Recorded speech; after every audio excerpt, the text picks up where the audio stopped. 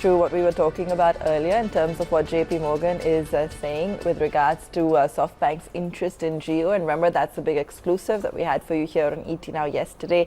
You heard it here first. Ajay, and reactions coming in already.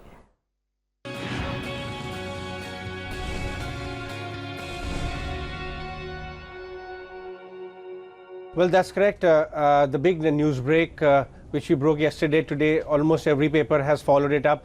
In fact, JP Morgan has come out with a note on that, analyzing, they've done a what-if analysis, and they say that in fact their own interactions with several of their clients across the region seem to have suggested that this particular possibility exists. SoftBank and Jio may actually go ahead and do a deal.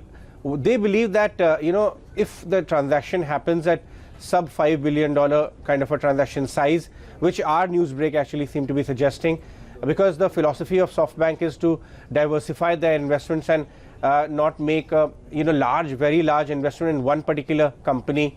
So they believe that if it's a sub $5 billion investment, then the valuation benchmark for Jio will be established, but it may not be a big stock mover.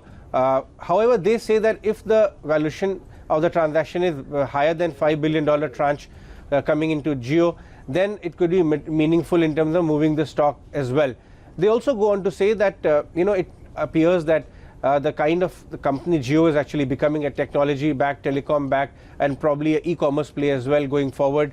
Fits into the kind of companies SoftBank has in its portfolio, or has been historically been investing, be it Alibaba, be it Yahoo, even Know Your Rooms, and many other technology / e-commerce telecom kind of a flavor.